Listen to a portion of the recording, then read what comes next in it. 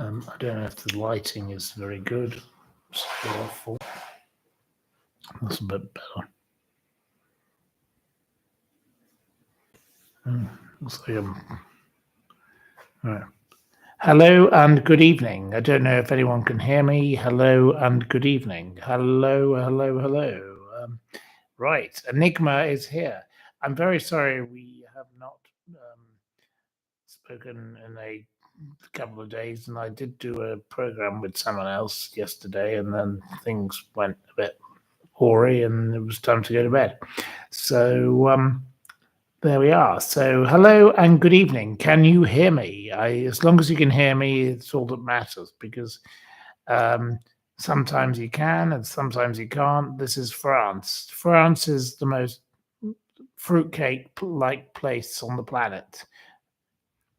I've been today dealing with a car, a window, and they said, please come at 10 o'clock. And of course, well, the traffic on the road was dreadful because there was some problem to do with the roads, because the roads are all messed up here. And I got there at 10:30 in the end, and they said, well, we will call you within an hour and tell you what's going on.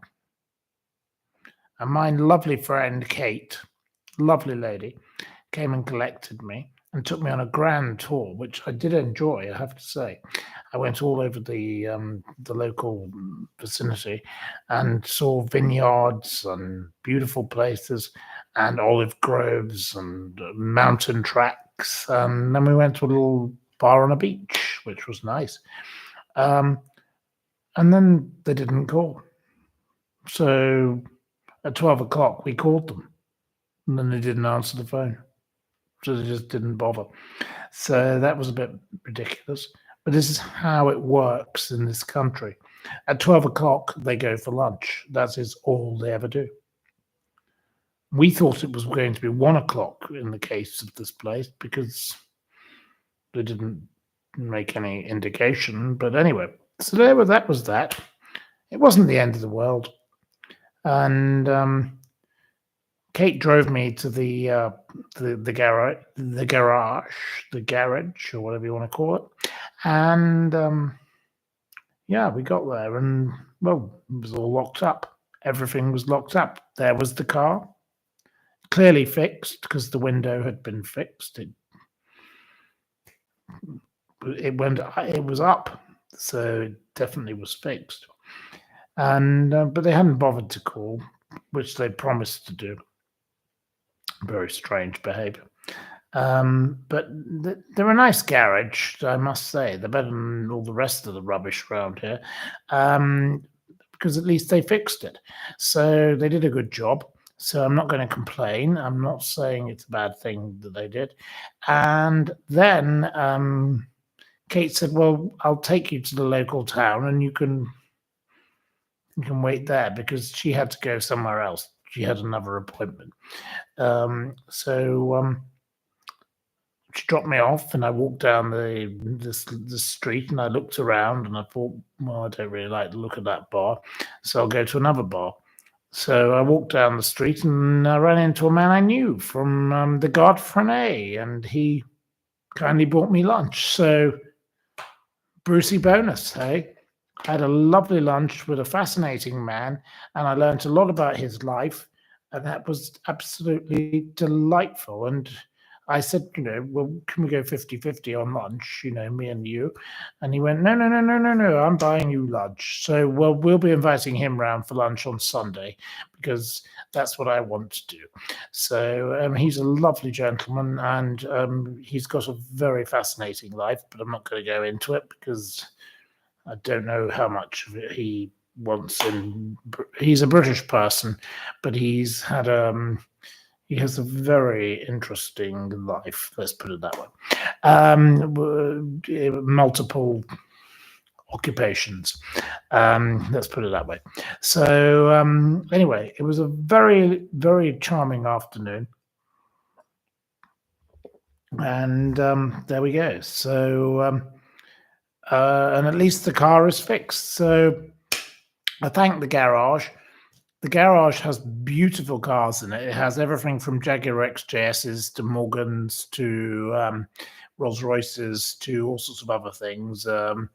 It's got lots of modern cars in it also, but this garage, well, it would have been nice if they communicated a little more clearly, but the French, this is the way they do things. They just do what the hell they want.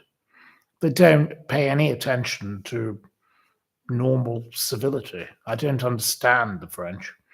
The French are an odd lot, let's say it that way.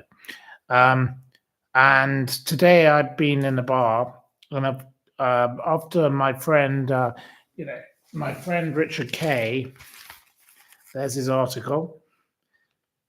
Does that shove in the face reveal something deeper and darker in the Macron's marriage? And I was on the phone to Richard yesterday about that, and he asked me what I thought about the matter and what do French people think about the matter. So I asked a few French people. Most of the people here are not French. They're like Dutch and they're Luxembourg and wherever else they're from. So I got a few different opinions, but none of them like President Macron. None of them like President Macron's wife. They all think she might be a bit suspect. It's very interesting. So I don't know, viewers, what do you think of President Macron? Do you like President Macron, viewers? Before a few more of you come in, let's have a view on. There we go. Right. Okay. Do you like President Macron? She is 70 plus. So you think she's a she, it? Yes. You don't think that that the person is a man, a woman, sorry. So you think it's a she. Okay. I don't like him. He got voted in, says Ron M. So Ron M is a fan. So we've got one fan straight away. He's suspect. He likes the guy, says another. No, you don't like him. You don't like him or his husband. So you think both of them are men. Okay, right. Their relationship is odd from the start, says Matt Grant. He's a muppet. He's arrogant. They're an odd couple. They're just an odd couple. Right. Okay. Well, you don't like him. I think majority of we haven't got much in the way of like. We've got one comment of likes thus far. Something about Mary Hare, says. He's the dummy. His husband has his fist up his. Well, I can't say that because I think that's a little offensive for my channel. So no, I don't think that's a good idea. There we go. Right. Okay. Well, I think you clearly don't like him. Right. Okay. Any more views on President Macron? Because I will pass these on to Richard Kay of the Daily Mail. So Richard wrote this article. There you go. Front page. Richard is editor at large of the Daily Mail. He's a very senior journalist. He's a very good friend of mine. And right, it looked like she was angry with him, says John Miller. Okay, well, I think she was pissed off because she wasn't expecting a cheap package holiday. Oh, well, there you go. Candice Owens researched his past. I don't know much about this Candice Owens, but I don't like the look of Candice Owens. I'm very sorry to say it, but Candice Owens is not somebody I would take as a credible source. So I'm not a fan of Candice Owens. I'm not going to be her and her husband, not my kind of people. So please don't use them as my kind of source. I don't want anything to do with people like that because there's something scummy and disgusting about those two. I don't like the look of them. So it's nothing to do with her color. It's nothing to do with her race. I just don't like the woman. She's a Trumpite pest, not quality person. So no, I will not be using Candice Owens as Candace or whatever her name is. I don't know how you pronounce her name because I really don't care because I can't. I think she's completely pointless and she's completely pathetic and she should shove herself up her own bloody fucking jumper. She's a nasty piece of work. She hangs around with all the nasty little right wing little toe rags. She's just a dreadful person. So no, I don't want anything to do with Candace or whatever her name is. I don't know how you pronounce her name. She's Mrs. Rich Bitch, whatever her name is. I don't know how you pronounce it. She's ghastly and she's grim and she's grotesque. And I don't like people like that. So, no, nothing to do with Candace or Candice or whatever her name is. It's a horrible name for a start. Who would name a child such a horrible name? It says a lot about her parents, doesn't it? She's as rough as a badger's, whatever. So, yeah, no thank you. I don't want to hear about Candace. Candace. Sounds like something from EastEnders, doesn't it, really? It's not even Coronation Street worthy. Coronation Street has more class. So there we go. Don't want to hear about Candace ever again. So let's keep Candace off my channel. Thank you. Okay, next thing. Tommy Robinson is getting out today. Okay, well, he's another grimmer than grim piece of disgusting, filthy toe rag. What a nasty, evil little bastard he is. What a nasty little racist bully. He is evil. No, I don't support Tommy Robinson. And Keir Starmer, if you want to do something useful, put that little piece of rat bag back in jail. Let's get him back in jail. He really belongs in jail. There aren't, let out that poor old woman who really didn't do that much harm. She didn't mean to, but she was stupid. I will admit the woman is completely stupid and she shouldn't have done it, and she deserved a bit of punishment.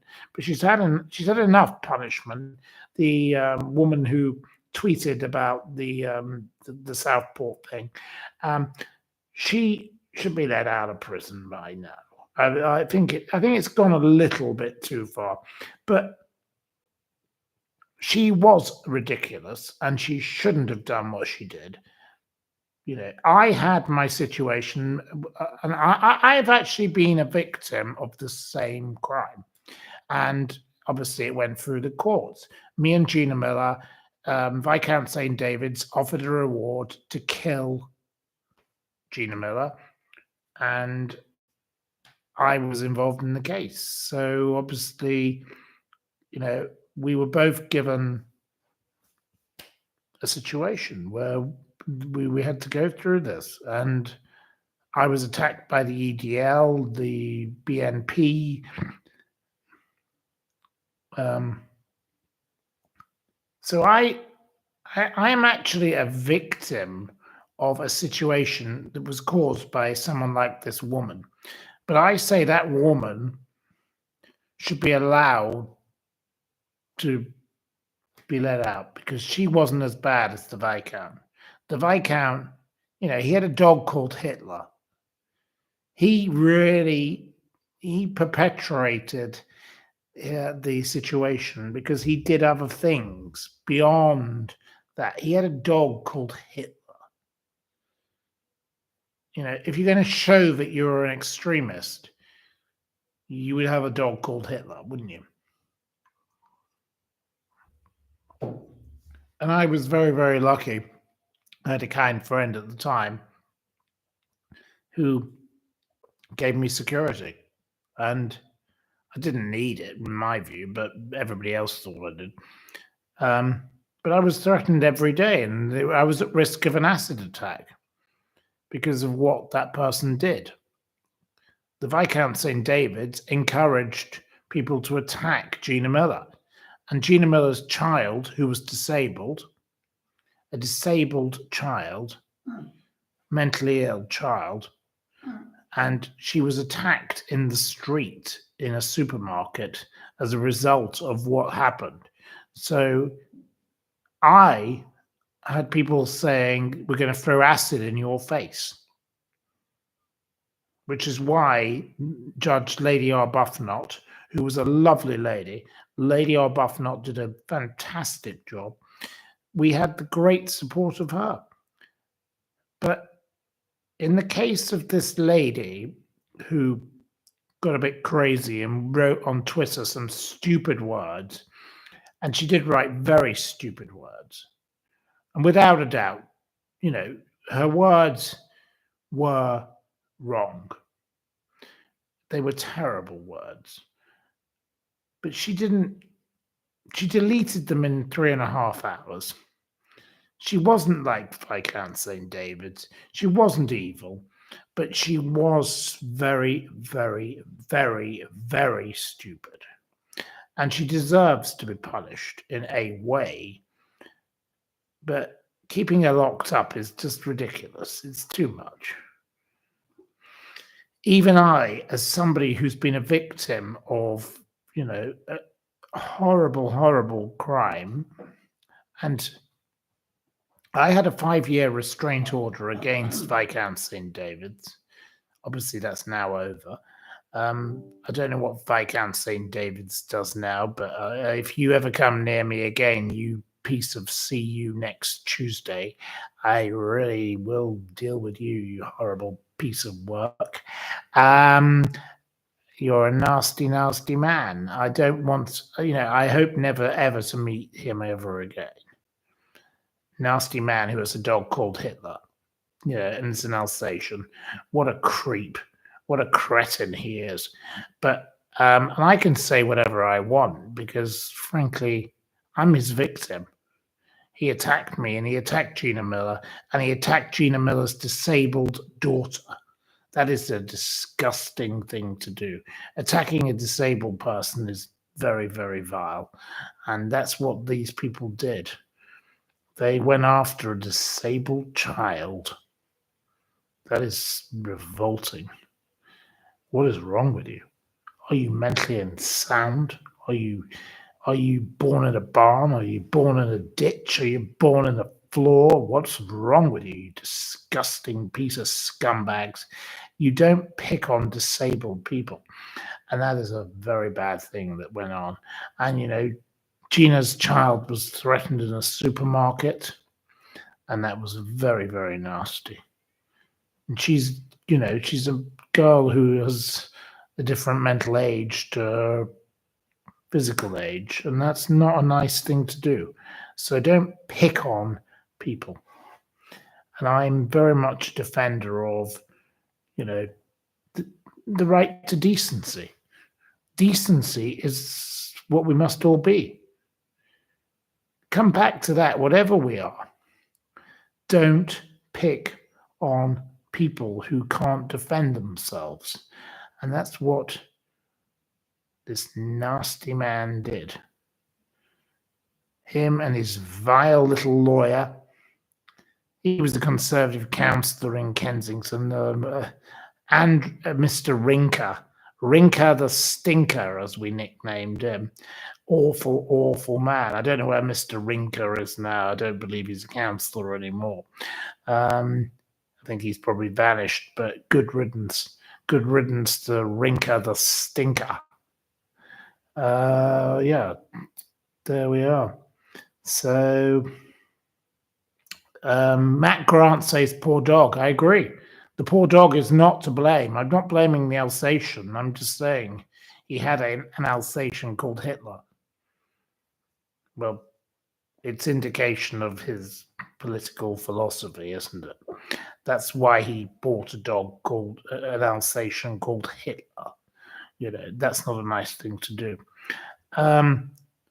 So I've been through all of this and I've seen this, but I still hate the woke. I'm the most anti-woke person on the planet, other than J.K. Rowling, probably, and I speak out against woke. Woke is not me. I don't tolerate all this, LGBTQ plus XYZ, but whatever. I don't want it. Not for me. I do speak out about what I believe in, but um, I don't go around trying to murder, encouraging the murder of people like Viscount St. David's did. Viscount St. David's is a truly vile, sickening, revolting individual, and attacking a disabled girl in a supermarket is disgusting. And he didn't do that personally himself, but because of his actions, that's what happened. That is wrong. That is morally wrong. And Gina Miller, well done to her. And Gina Miller is recovering from cancer at the moment. And I wish Gina all the best, and I wish her happiness, and I hope she's doing okay. I haven't spoken to her in a while, but she's a good person. Viscount St. David's is a bankrupt, multiple, 4 times bankrupt or whatever he is, crook. He's a disgrace. And he goes around doing things like that, picking on these people. Pick on me all you want, Viscount St. David's. I'm not scared of you, you see you next Tuesday, because you are a piece of rubbish. You are a disgrace. You're a shameful, revolting piece of turd.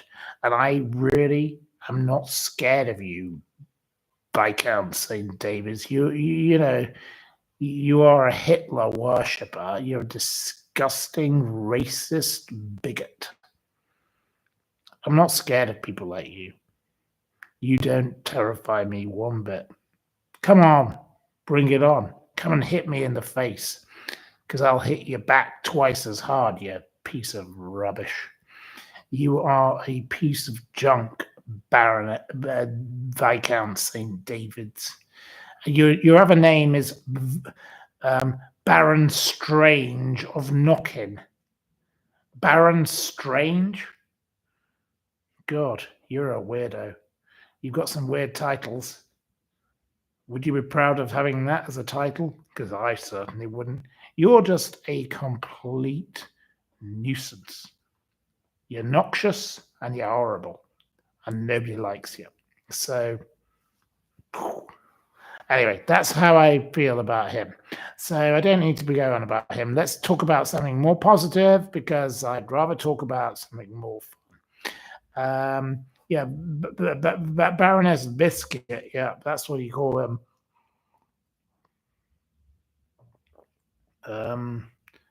You consider him right? Okay, well, we'll move along. We don't need to talk about him anymore.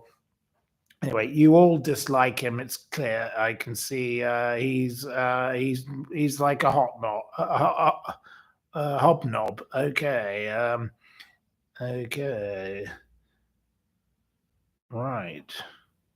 Anyway, let's move along and talk about something more positive. That would be more fun. So, right, okay, we're ready for something more positive. Have we any questions? Let's have a few questions, and let's move along. So, questions, please. Thank you. You missed me yesterday. I'm sorry I didn't come on yesterday. I was otherwise indisposed because of the situation. Right. Do I like biscuits? No, I'm not really into biscuits. No. Not really a biscuit person. What did I make of the incident in Liverpool? Well, it's a bit curious, but there's obviously some kind of just nutcase. I don't know.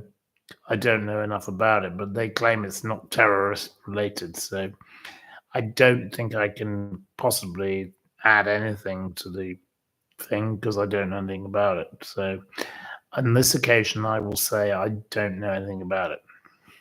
It was an abhorrent act. Yes, I totally agree with you there. Absolutely awful. Poor families. You know what happened to those people.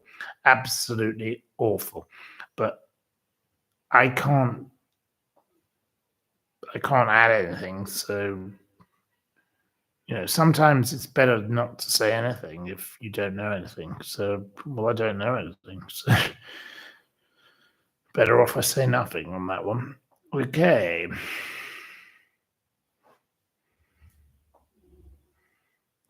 Have I ever been on Question Time? No, I've never been on Question Time. Nope. So there you go. There's most people who are politicians can't give a straight answer. I've just given you a straight answer. Nope, because I've never been on it. There we are. My preferred radio presenter. Gosh. I quite like the lady who presents The World at One, but I've forgotten her name. There we go. She's quite nice. I think she's quite sensible. The World at One on Radio 4. One of you will be able to answer as to who she is. Who is is it Sarah something? I don't know. I can't remember her name. It's a lady who presents the program, but she's quite sensible, but I've forgotten her name. Right. It's definitely not Amal Roshan. No.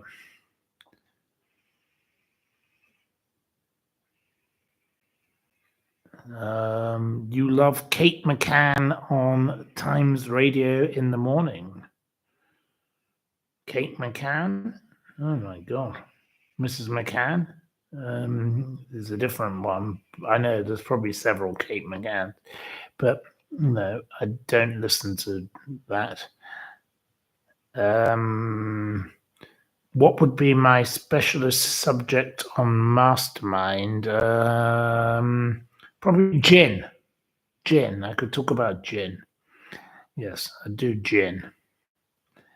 And I love Nicola. Hello, Nicola. Lovely to have you here, Nicola. Thank you.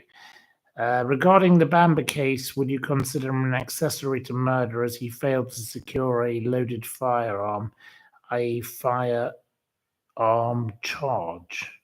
I don't know what your question means. It doesn't make sense. The question is not really a question.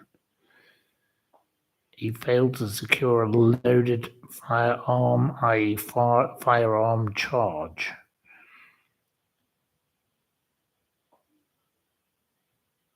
What? Because he left a gun on a table?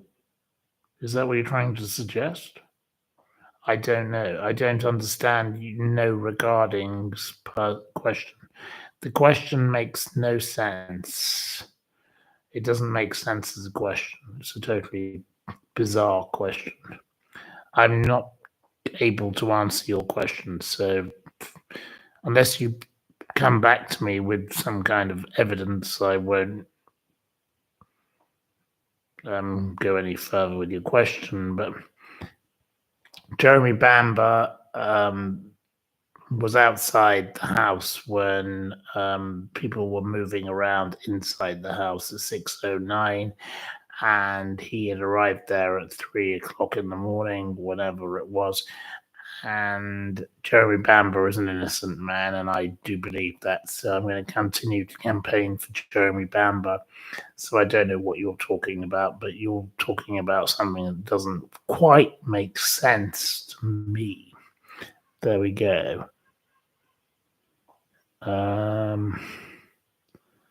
Right.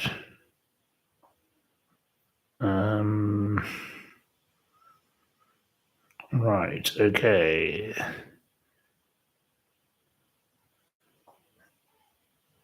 He was negligent with a loaded firearm. Well, he wasn't negligent with a loaded firearm. His he wasn't present when the killings began, if what he says is true. So this is not actually a very good point that you make. The point is that Jeremy Bamber was at the farm and he shot a few rabbits, and then the gun was left on the table and whatever. And later, at about 3 in the morning, the father rang him and said, Sheila's going mad with a gun, and rang the police. And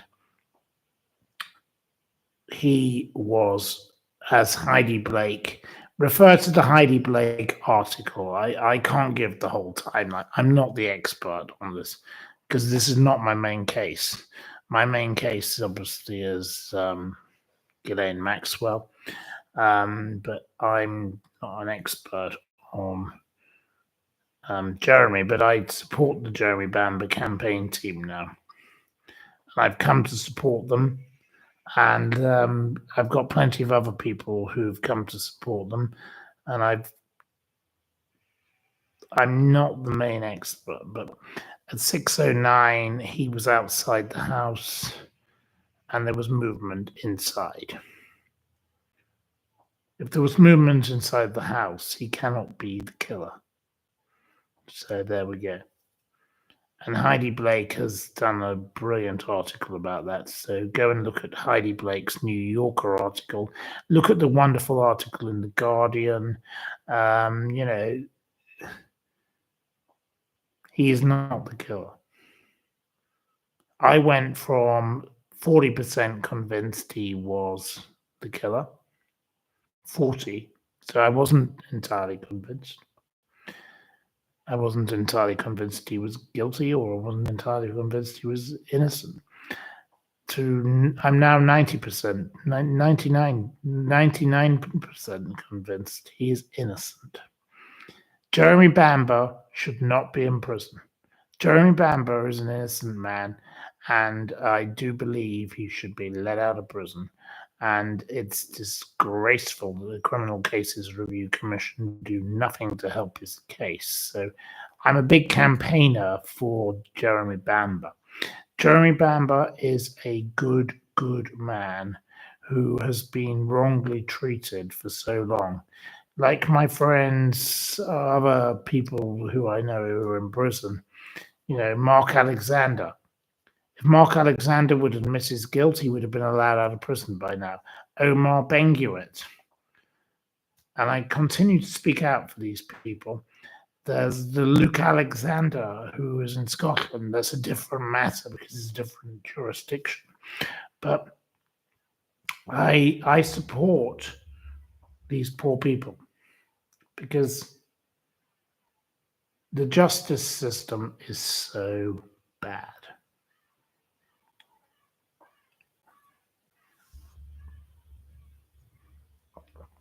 Ron M says correct, he's innocent. Dawn Jackson says 100%. You speak for them very well, Matthew says Linz. John Miller mentions Luke Mitchell. Well, I've mentioned Luke Mitchell. Yes, I've mentioned him also. He was outside with police, but was negligent with the firearm, you say. Well, no, not really, no. It was left in the house. It was,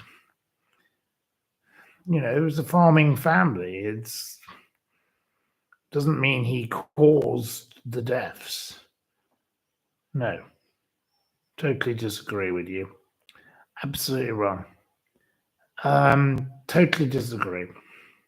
I don't believe Jeremy Bamber is responsible for the deaths of all of those people because he went shooting a rabbit and left a gun in the house. That's not his. What happened with the gun next was, the whole family were using guns. Sheila used guns.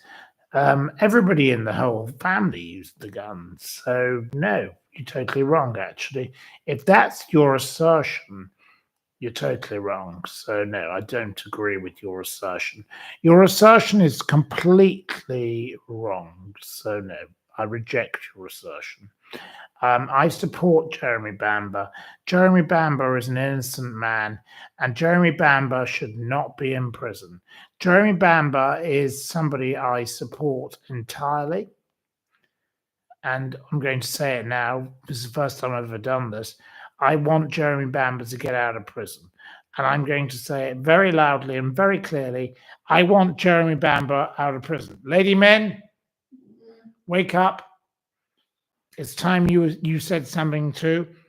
What do we want to do with Jeremy Bamber? We want Jeremy Bamber out of prison. Jeremy Bamber is an innocent man. We campaign for Jeremy Bamber, don't we? Jeremy Bamber is an innocent man. I like Jeremy Bamber. Yes, it's time he got out of prison. Even Lady Min has. She's not very well. She's asleep. But we want Jeremy Bamber to get out of prison. Jeremy Bamber is a great man, she says. And my friend Jonathan went to school with Jeremy Bamber. Jeremy Bamber is not a bad man. And he hasn't done anything wrong either. He didn't do anything wrong, and he's been in prison for far too long, and we want him out of prison, and we're going to get him out of prison, and we are going after you, the Criminal Cases Review Commission.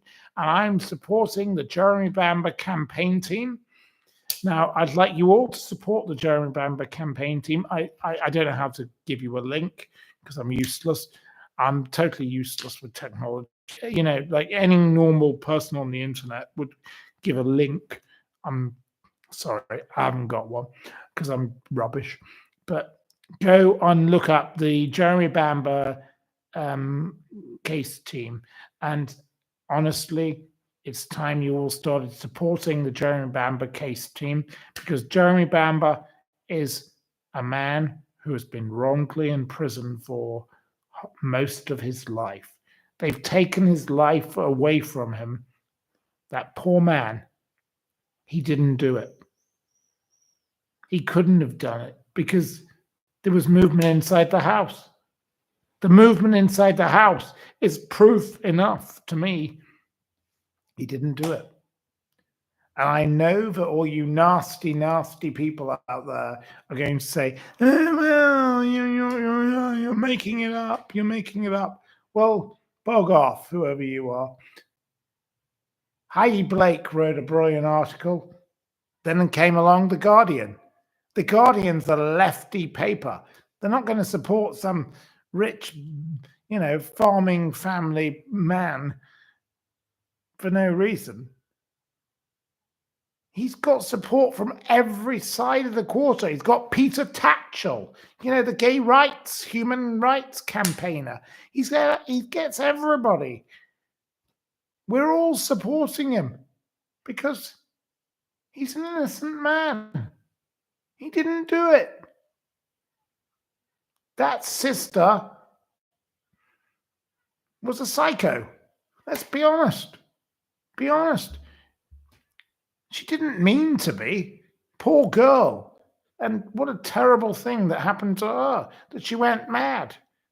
She went crazy with God and drugs and all the rest of it. And she went mad and she got a gun and she killed her own children first. And then she killed her parents. And then she killed, whatever she could kill. It's very sad. He didn't do it.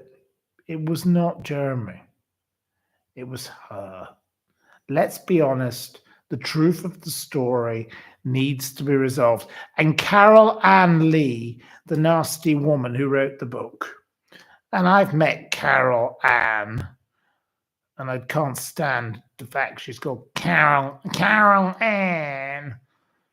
I met her at the crime conference, and I have to say, Carol Ann, you're a profiteer who's made a lot of money out of this story, and you made a lot of money out of the Pottery Cottage murders, which of course occurred in Derbyshire near my grandparents' home, because my grandparents had a home in Derbyshire. And you're just not very good at fact checking, are you, Carol Ann? I don't like you, Carol Ann. I think you're awful. You're a horrible person. And you didn't want to talk to me because you thought that I would provoke you. Oh, well, so what? Jeremy Bamber is innocent, and you've made a fortune out of your stupid ITV drama series with that ghastly Freddie Fox who wouldn't even meet Jeremy. Jeremy Bamber. I've never met Jeremy Bamber. I've never spoken with Jeremy Bamber. I have no relationship with Jeremy Bamber. I would like to. I actually would love to speak to you, Jeremy, if you want to speak to me. And my friend Jonathan, who went to school with you, obviously was your friend. He hasn't spoken to in a long time either. But you are a decent man, and you offered to speak with this Freddie Fox, and he didn't want to speak with you because he said it would prejudice his role. Well, most actors I know, like Stephen Burkoff, brilliant actors like Stephen Burkoff, proper actors, who's been in Rambo, he's been in Beverly Hills Cops, he's been in all the big things. He always says, if I could meet the person I have to play, it adds to my character. And that little Freddie Fox, that little cowardly custard, you are a coward, you rat. You're a rat, Freddie Fox. He said, and I don't want to meet him because he's a nasty man. Well, why are you going to play the nasty man if you don't even want to understand who the nasty man is when you're given the opportunity to meet the nasty man, you stupid idiot? So I say, shame on you, Freddie Fox. You're a piece of rubbish. You're a piece of junk. You should be thrown in the sewer. You're disgusting. You're disgraceful. You're one of the worst. It's a very bad thing when I've met many other actors who have played very bad people, and they've met the people who are in prison who they play. And they always say, to play the bad person, I have to meet the bad person. Because if you meet the bad person, then you understand their character, and that you don't have to like them. You don't have to empathize with them, because obviously, if they're a very bad person, and some of them are, if you met Rosemary West, what would you? Not that she's going to be willingly cooperate because she's a complete bitch, but you would get to understand the mentality of this nasty, nasty person. So you have to meet them. And this Freddie Fox was given the opportunity to meet Jeremy, and Jeremy was willing. And he said no. And then he played him in the film. So how did he know what Jeremy was like? Freddie Fox, you are a disgusting piece of toe rag. Can't stand you. Hope you rot in hell, you nasty little rat. You're a bad person. I don't like Freddie Fox. Freddie Fox, Fox off. Why don't you Fox off? There we go. That's how I deal with you. Right. Okay. Next question. Let's have a different question about something else. But no, I am a big supporter of Jeremy Bamber, and Lady Min is a supporter of Jeremy Bamber, aren't you, Lady Min? Hello, Lady Min, Jeremy Bamber. You're a supporter. Right? You support Jeremy Bamber. Yeah. Yes, she's a supporter of Jeremy Bamber. She's not very. She's a bit tired, so I'll let her sleep. But Jeremy Bamber is someone we support. So there I we go. like him. We like him. Yeah. Check out the article by Heidi Blake. Yes, please share the article by Heidi Blake. We want as much support for Jeremy Bamber as possible. Please join the Jeremy Bamber campaign group. We want all of you supporting Jeremy Bamber. Please support Jeremy. I support a number of people. Omar Benguet. I support Mark Alexander and this Luke Mitchell. I don't know as much about, but I'm trying to support him. But his campaign group share different information, and I'm not quite up to date on him as much as I am on the others. But I definitely think he deserves a chance at a review of his case, but it's a different thing because it's Scottish, so it's a different jurisdiction. Right, okay, well, right.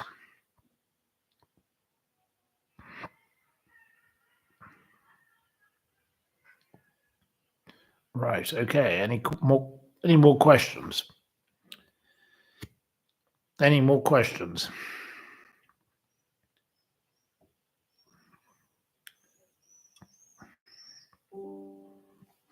I don't know about Louis Theroux. I have no idea about Louis Theroux and Jeremy Bamber because I don't know anything about any program he did. So I can't answer your question.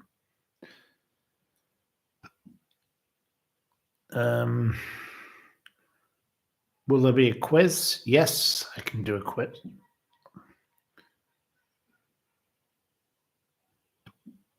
Did I ever meet Bruce Forsyth? Of course, I met Bruce Forsyth and his lovely wife, Winella, and his children. I was with Winella last,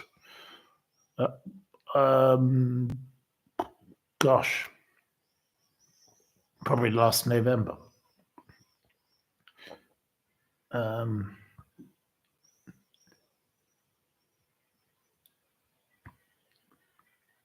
Yvette Cooper is in Liverpool this evening. Well, I don't know what's the significance of that to me. I don't know. Have I met Liza Minnelli? I did meet Liza Minnelli when she was married to that man called David, whatever his name was. He was a very odd person, and then he died.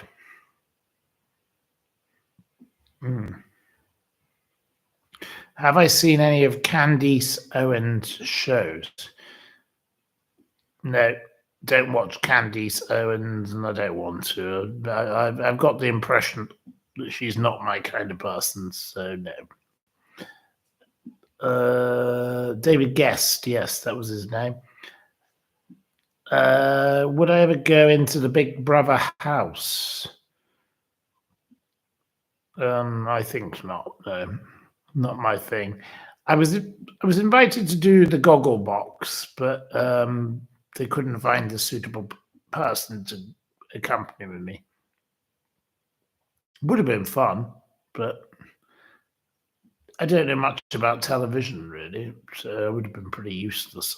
They all thought I'd be rather good at it, but the people that they liked putting me on alongside because they trialed me alongside lots of people were not available suitably for the programs, so they couldn't do it. Right. Okay. Next thing. Would I go on I'm a Celebrity? No. No, not into all that. I don't want to eat kangaroo balls. No, thank you. Right.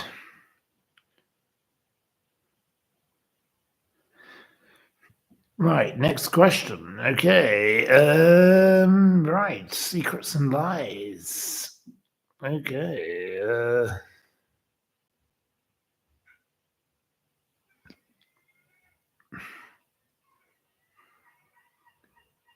Do we get good wine out here? Yes, we can.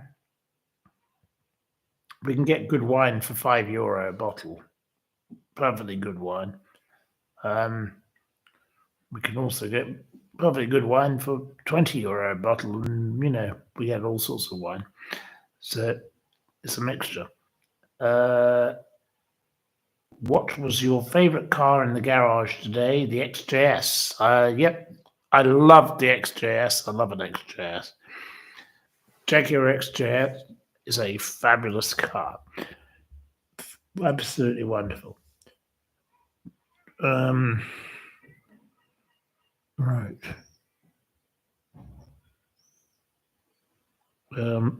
Candy Webster says, "My name is Candice. I'm not lower class." Well, she's called Candace. I believe it's spelt with an A, so your spelling is different. So there you go. Right. Do I like chilled Beaujolais? From time to time, but not every day. Drink tap water, it's fine. Nothing wrong with tap water, but I like Pellegrino, and that's what I generally drink. I drink Pellegrino most of the time. Now we're on to the Macron being slapped again. Well, we've already gone through that, so we don't need to do that again.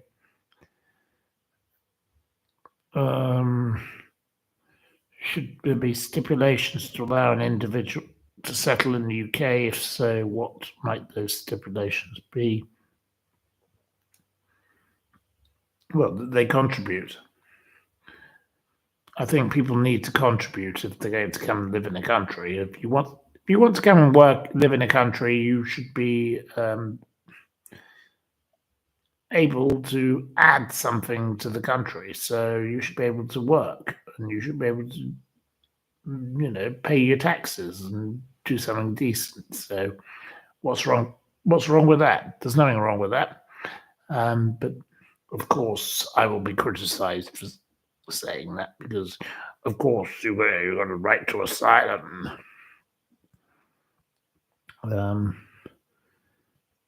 Is gin just flavoured vodka? Well, no. Gin is a drink that is made primarily with juniper. Vodka is a neutral spirit. Essentially, gin, yes, you could say, is the neutral spirit plus the juniper. So there you go. Yeah, there you go. There's your definition. So there we go. Am I coming back to the UK? Well, I will do one day, but I don't know when. Not quite yet, but soon. Don't know what's happening for the moment. Okay, so right.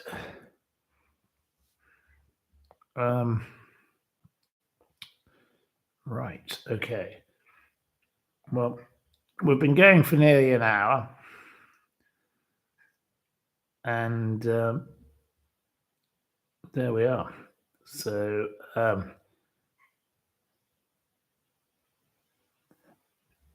I think it's time to do a quiz. So I think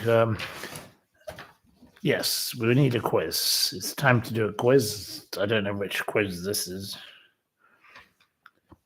I write so many quizzes that I can't even keep up with my own quiz. I've got loads of them left. There's like a vat of them waiting for you. But anyway, we'll only do one tonight because I want to have an early night. It's about time I had an early night. I can't stay up all night.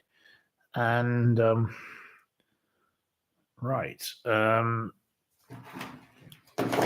No, I don't even have a pen or a piece of paper, but I've got found a napkin.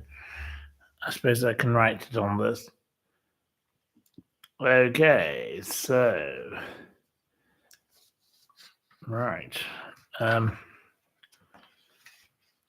running out of my old booze myself, but I don't really need it, so it doesn't matter. Okay, with which sport is Dan Sheehan associated? Dan Sheehan. Question number 1.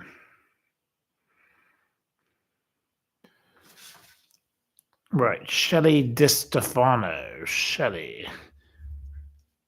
I don't know how I'm going to write this down, but I'm going to have to try and find a piece of paper of some form or other. Oh, that'll do. Right. Shelley Di Stefano.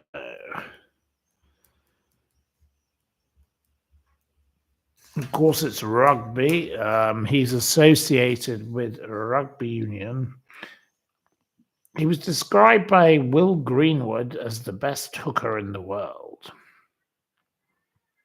He plays for Ireland, Leinster, and his caps Lions were 0 and his tests were 32 as of 2025. So, right. What nationality was the World War II traitor known as Axis Sally? What nationality was Axis Sally? Matt Grant gets it. Well done, Matt.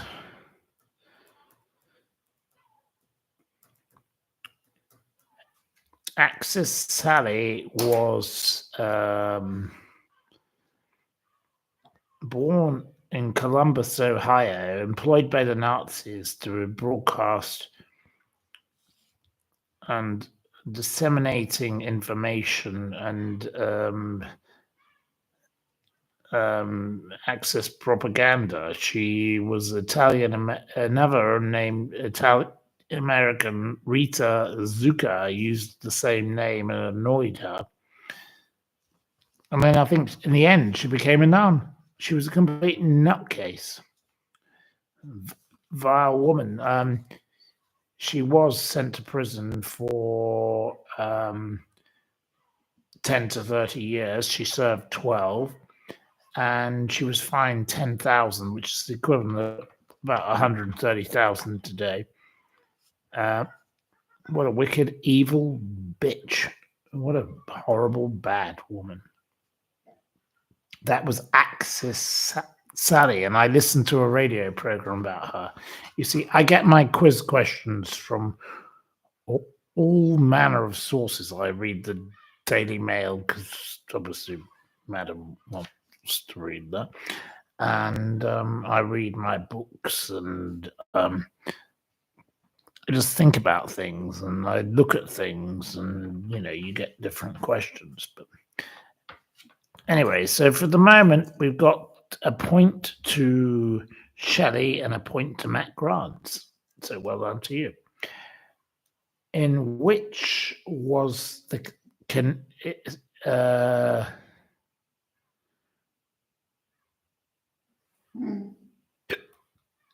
just a minute.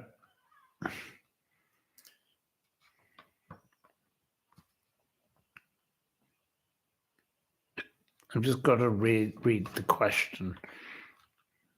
In which year was the Canadian supermodel who once stated, "We don't wake up for less than $10,000 a day," Linda Evangelista born? Which year was she born? Linda Evangelista. Which year was she born? It wasn't 1964, but you're close. No.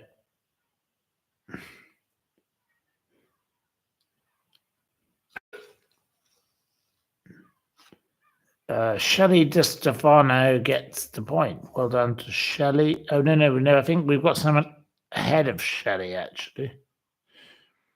Oops. Oops, we did it again. It's very hard to read these things because I'm not very good with the. Right. No, I think our winner has to be Misty Meadows. Misty Meadows. No, Miss Marple, in fact. Miss Marple, you are the winner. Miss Marple. Miss Marple is the winner because, according to my computer, you are ahead because you all come in very quickly on these kind of numbers things. So, Miss Marple is the winner. So, well done to Miss Marple. All right. Next question. For what is the Orient Express Corinthian best known? The Orient Express Corinthian. It's not a train, no.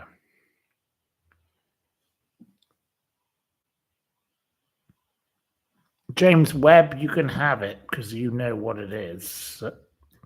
James Webb, you say super yacht new build for cruise. Well, that is the truth, so I will accept that. It will be the world's largest sailing yacht. It launches in 2026. It's got 54 suites. It's 220 meters long.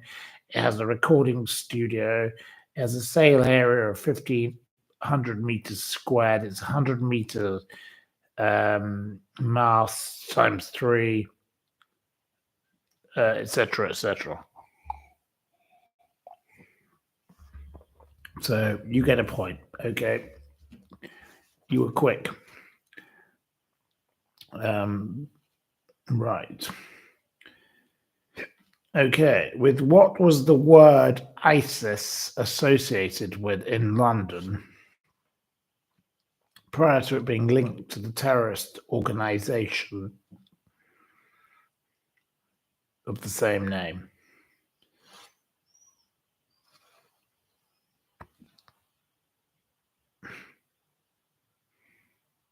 It wasn't Egypt, no.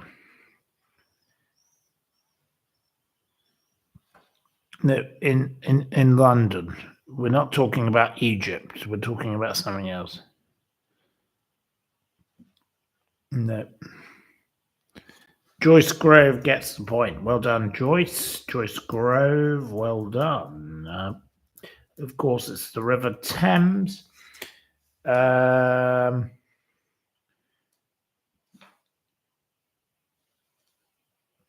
HMYP, Young Offenders Institute, ISIS, Thamesmead Open 2010, and they were very upset that they were called ISIS because people were very upset by it because obviously ISIS means Thames, so not very unfortunate for them. Okay, in which year did Edward II begin his reign? In which year did Edward II begin his reign? It wasn't 1936. Joseph wants easier questions. Well, the questions about a monarch are pretty easy. No. Audrey gets the point. Well done, Audrey. It was 1307. 1307. So a point to Audrey. We've got no leader in this game. He was a gentleman. He was endearing. He was empathetic. He was easily led.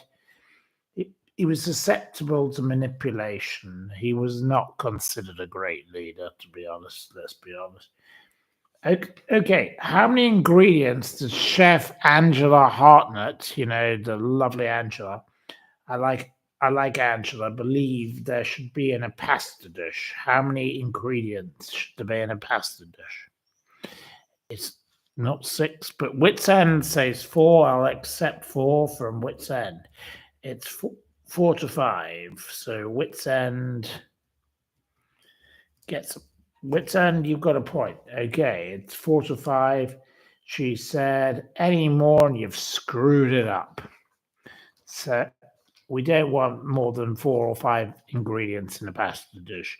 You know, when I make pasta, I make aglio olio, you know, bit of olive oil, bit of garlic, things things like that. You know, a bit of pasta, and that's it. You know, you don't need more.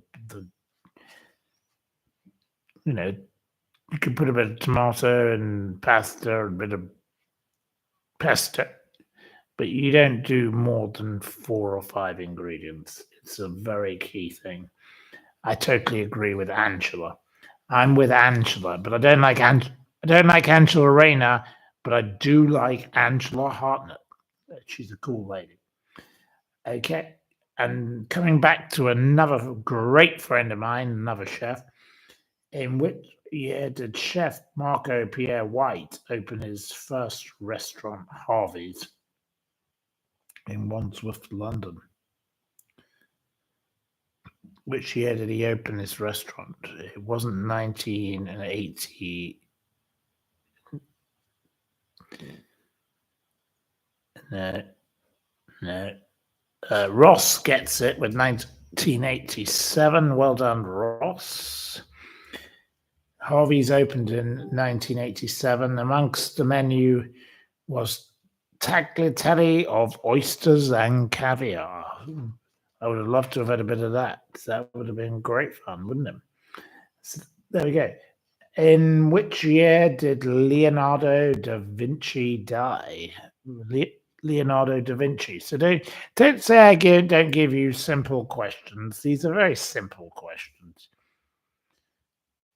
So the people moaning are moaners. I don't like the moaners, so stop moaning. If you don't like the quiz, Miss Marple gets a second point. So now we have a leader. Miss Marple is our new leader for the evening. Miss Marple has got 2 points. It is 15-19. See, it was a very easy question. Miss Marple got it straight away. Who founded the fashion brand Valentino? There are 2 people, and I need both names, so I won't accept unless you get both names.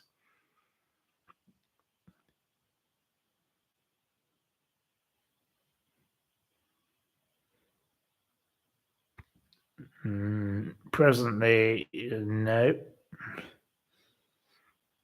No. It wasn't Claire Mandel. Claire Mandel is not the founder of Valentino. Lady Men, hello. Would you think that Claire Mandel could have founded the Valentino fashion house? Claire Mandel what? Founded Valentino. The audience think that she might have been the founder.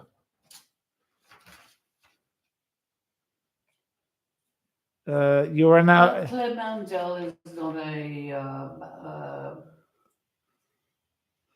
person who is suitably respected in South Africa. There we go. So Claire Mandel could not have founded the Valentino fashion house on that basis. So there we go. I don't know why Claire Mandel is being accused, but anyway.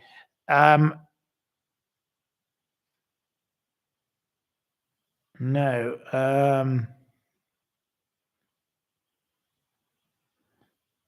Some of you have mentioned correct names, but you got them the wrong way around. So at the moment, we've got no winner.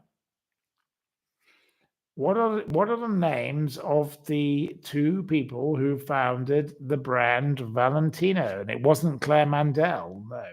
Claire Mandel couldn't have founded a bus ticket. She couldn't even. Valentino. You're talking about Valentino, the designer? Yes. Yeah, well, he came from an Italian family. No. What is the name? He didn't. Anyway, you're shouting. Be quiet. Just be quiet because you're not answering the question. Right. Okay. So I will accept Audrey has got the point. So Audrey is now in joint second. Of course, the founder of Valentino was Valentino Garavini and Giancarlo Giametti. They were the two founders. So you got the both names. Correct. You got the correct name. It was not Claire Mandel. Claire Mandel is the founder of nothing other than bringing the cheapest, nastiest bottle of wine and bringing a quarter bottle of it to people's houses. That's all she's famous for. So, audience, I know you like bringing Claire Mandel up and you like to bring up Anthea Turner, but these two women, they're not creators of anything other than, well, rubbish. So anyway, so there you go. So right, so we've now got joint winners at the moment. We're not nearly at the end of this quiz, though. We're only up to question 10. Okay. Right. Okay, there was question 11. In which year did Absolutely Fabulous premiere on the BBC Two? Which year did Absolutely Fabulous premiere? Which year? With Jennifer Saunders, Dame Joanne Lumley, my lovely friend Helen Lederer. What year did they premiere? And James Webb gets it. I don't know, Joyce Grove. Joyce Grove is ahead. So Joyce Grove is now. You were quicker. You were fastest finger forward. Sorry, Joyce. So you get it, 1992. I love my friend Helen. Lovely lady. Right, okay. So, with which sport was Jochen Mass associated? Jochen Mass. Jochen Mass, spelt Jochen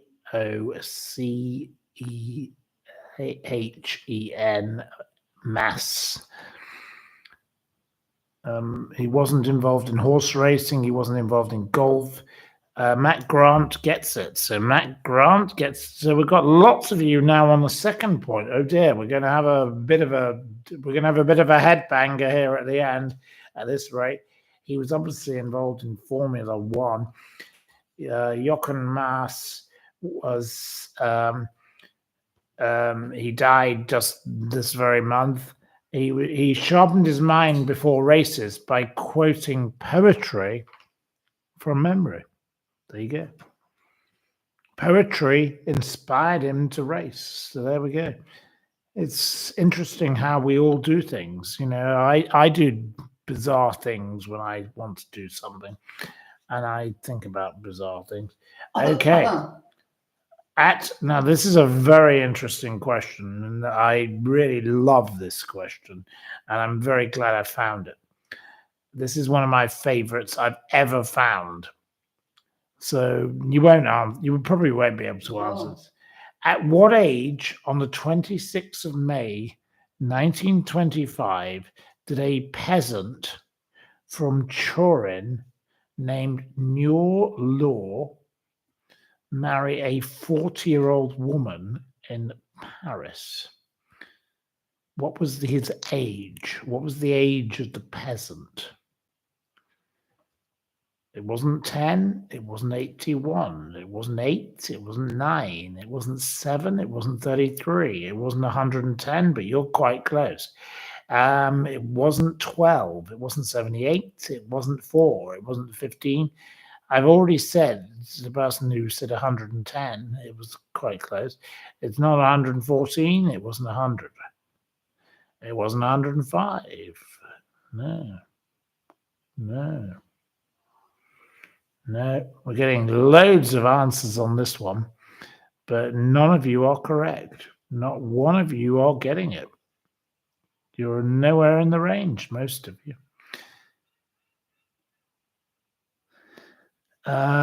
Nicola says 101. I love my Nicola, but you're not quite there. You're a mile away. Miss Marple is close. Miss Marple is close. 117. Of course, it's not 200. That's ridiculous because nobody's lived to 200. Right.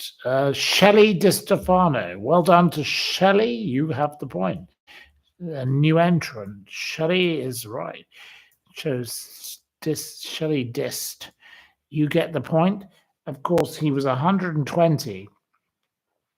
What an amazing story. And this was on this very day in history. He died. He got married aged 120. He married a 40-year-old woman in Paris. Amongst the guests was one of his sons by his first wife, who was aged 65. You couldn't make it up, could you? There we go. And he was a peasant from Turin. There we go. Whoever he was. New Lore. What an amazing story. I thought that was a great quiz question. And, well, it definitely provoked you because you all had multiple answers. You got very carried away with that one. Okay. What pharmaceutical was used to murder at least 7 people in Chicago in 1982? What pharmaceutical product was used to murder at least 7 people? And it was never solved. It wasn't Viagra. No, it wasn't. No.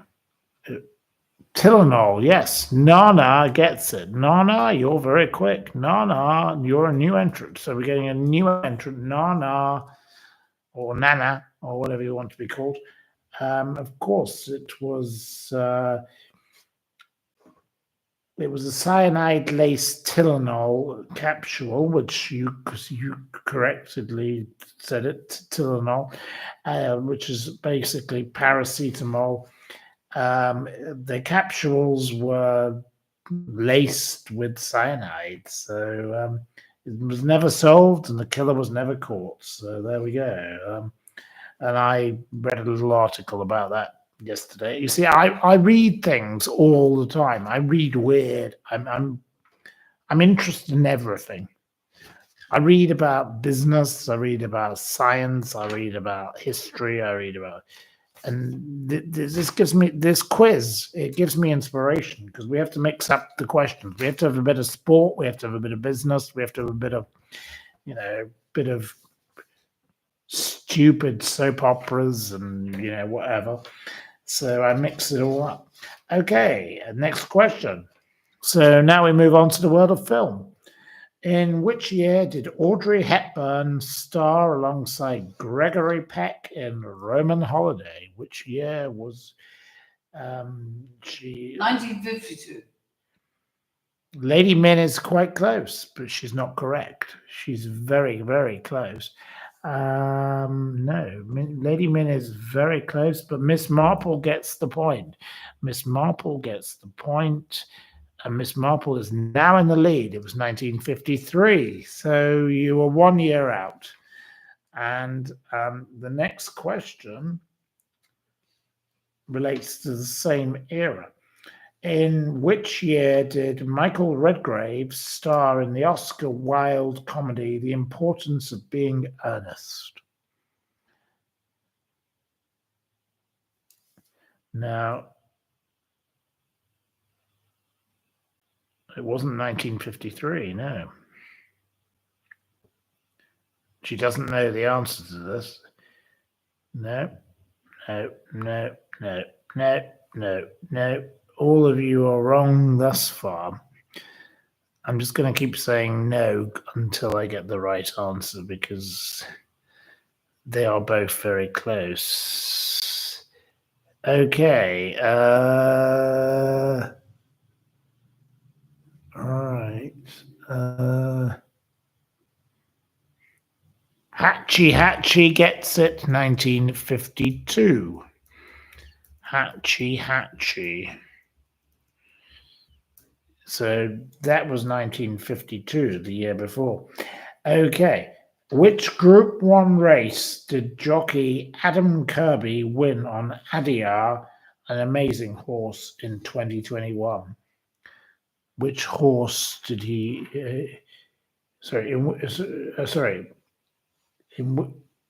Which Group 1 race did he win? What's the name of the race he won in 2021 on Adia? It wasn't the Oaks. It wasn't the Gold Cup. It wasn't Cheltenham. No. It wasn't the Grand National. It wasn't the Gold Cup. No. It wasn't a horse. Well, it was a horse race, but that's not the answer. That's not an acceptable answer, so I'm not accepting that. It wasn't the Irish Grand National. It wasn't Dunno. Audrey gets a point. So Audrey is now in joint first. Well done to Audrey. Well done to Audrey. Of course, it was the Derby.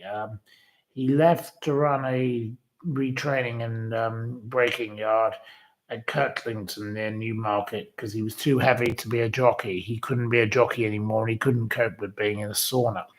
I read a very interesting article about how jockeys are forced into saunas today. So he was too big. He was basically too heavy. He was too fat. So basically, they got rid of him. Anyway, in which national park is the Haweswater Reservoir to be found? The Haweswater Reservoir. And I've rambled around it, I will admit. The Haweswater, it's not the Yellowstone National Park, no. Or PIVYW, whatever you're called, you can have it. It's the Lake District National Park, obviously. It supplies water to 2 million people across the northwest of England. And I love the Lake District. The Lake District is one of the most lovely parts of Britain. And I absolutely love spending time there. So, fabulous place. Anyway, my father has a lovely home there, and it's a great place to be.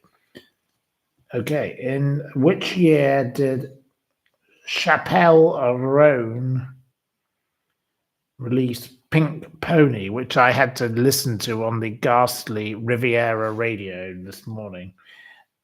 Which year was I'd never heard this horrible song before, and I heard it on this radio, and that was what made me write it down. I had to listen to it on the Riviera radio with the Sarah, whatever her name is. Oh God, she does bang on, this woman on the Riviera radio. She's very annoying. She's not my favorite radio presenter. She's not quite as bad as Richard and Judy, but right. Okay. Who cares? Precisely. I agree with you. Who cares? What year did she release it? No.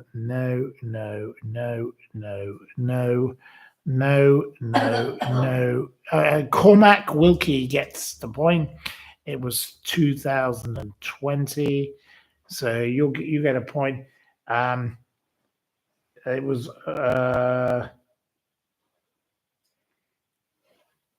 It was released in the second week of lockdown, and it was number one in the charts for 2 weeks in March 2025. So it's currently a popular song, and I had to listen to this song whilst I was driving the car this morning when I went to go and get the papers and the milk and everything else. And quite frankly, I've never heard of a song so bad as Pink Pony. Pink Pony is, quite frankly, one of the worst songs I've ever heard in history. It makes me want to throw up. It's dreadful. So I don't like Chappell Roan. And then my final question before I end this quiz is, from which airline were Liam Gallagher and the entirety of Oasis banned or blacklisted for life in May 1998? British Airways. Well, Lady Min is incorrect, so no, she's wrong.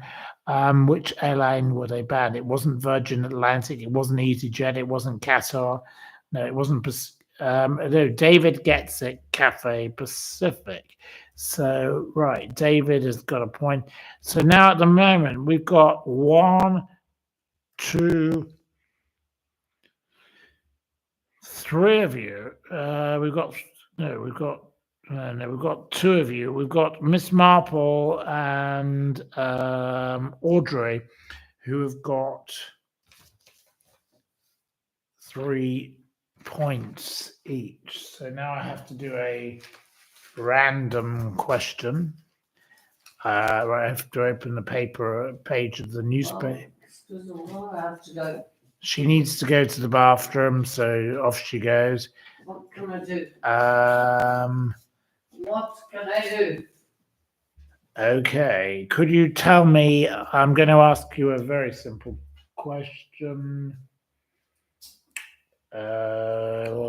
Right. Okay.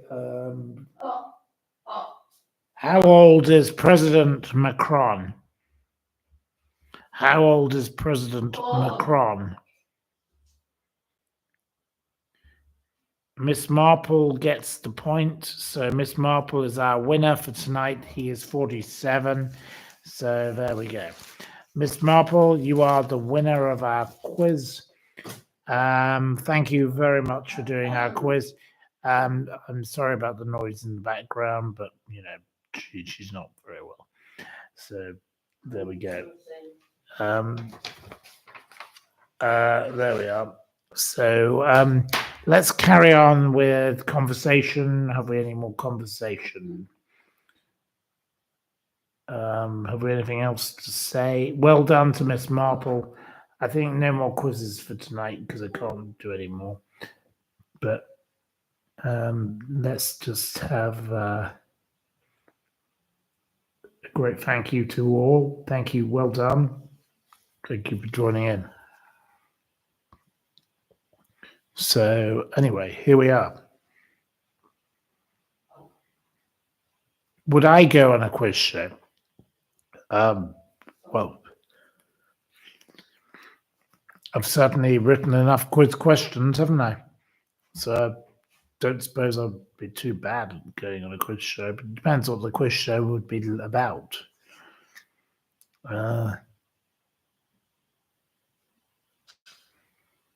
How was my lunch today? I had a lovely lunch today. I had lunch with a lovely gentleman in the countryside, and it was a fabulous thing. So would I go to see Oasis if someone gave me some tickets? Yeah, of course I'd go. I'd love to go to see Oasis. I think Oasis are great. They're brilliant. I love Oasis. Wonderful people. Bit mad, but you know, so what? I like mad people. So Oasis would be top of the list, wouldn't they? Top of the tree. So perfect for me. Have I ever watched South Park? Not really my kind of thing. Not really.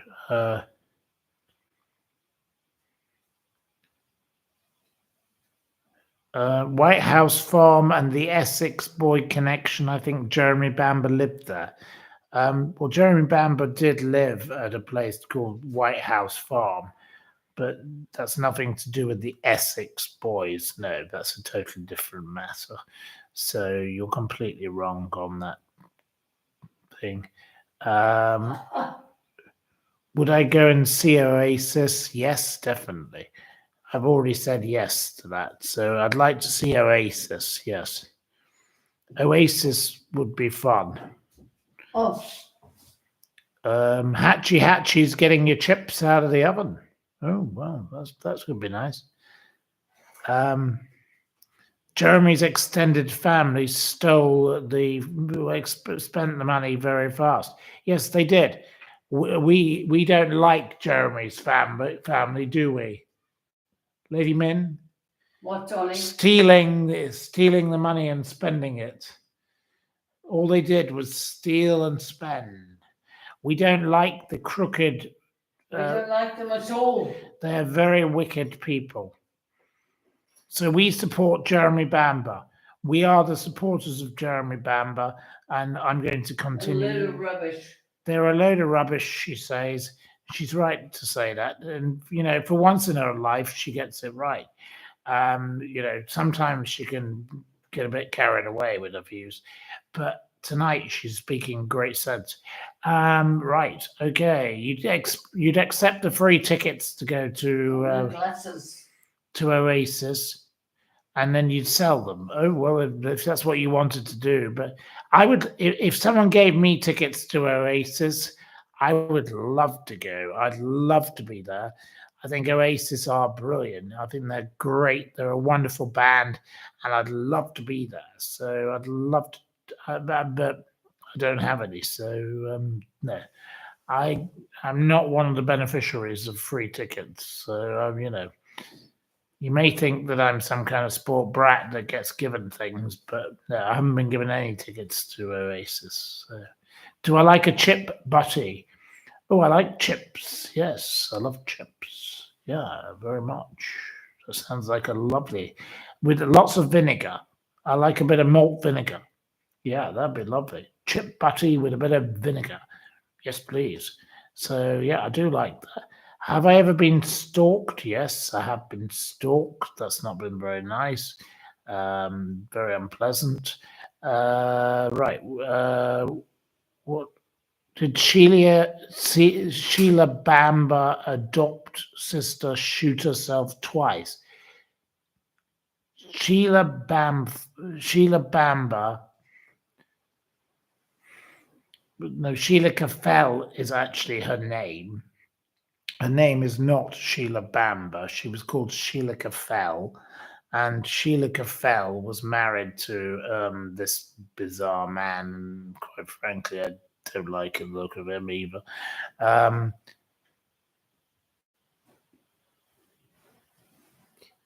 She was capable of using a gun, and she knew how to use it, so she did it. She was inside the house.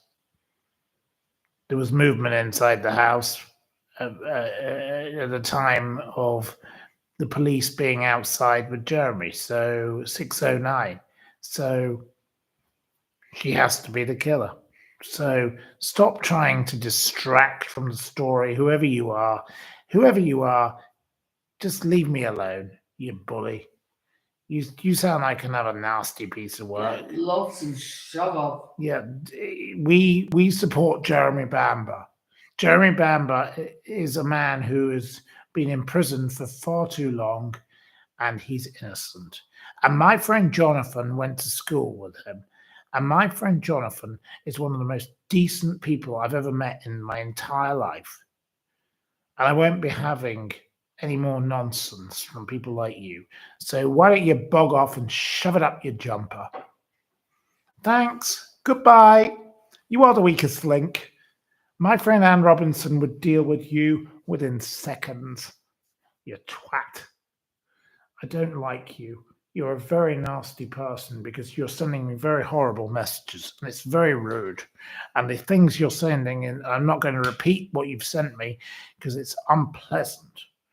There is no need for your rude remarks, you nasty, nasty piece of toe rag. You are one of the worst.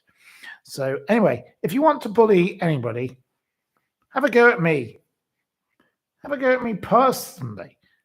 Don't attack Jeremy Bamber, because Jeremy Bamber's in prison. Have a go at me, you creep. Get off my channel. Get out of my orbit. I don't like people like you. You're a nasty piece of work. So go on. Right, okay. Right, please, audience, let's have something else. Let's ignore this stupid moron. This person's disgusting. Very rude. Very, very, very rude. There are people who are rude, and then there's people who are extremely rude, and this one's gone too far. And I'm sorry, I'm not having that. I really won't be having that. Right. Have I ever served on a jury? No, I haven't. Right. What about up the jumper? Well, yeah. Why shouldn't I tell this person to shove it up the jumper? So I'm entitled to say whatever I wish to such nasty people. So don't you start on me either, whoever you are. So go away. All right. Have I ever been to the Old Bailey? Of course I've been to the Old Bailey. My friends lived at the Old Bailey when they were Lord Mayor of London. So I was there for the party. I was there on the opening night. Yeah, so where we are. Right. Pay no attention to Joseph. Right. Yeah. Well, Joseph, whoever you are, just don't come back here, please, you little rat. Nobody talks to me like that. And I am loyal to good people, and Jeremy Bamber is an innocent man, and you are just a fucking pain in the arse. You're a rude, nasty bully, and the remarks you've made to me are offensive and disgusting and sickening, and I don't like you. So get out of my room. That's all I have to say to you. So bog off. Okay, and I'm not going to say any more about it, Joseph. Bye bye, Joseph. That's it. I'm very direct. I don't mess around. I don't take prisoners. And if somebody says something offensive, I'll respond. But I don't need to send anything beyond that. So enough is enough. And that's the end of the matter.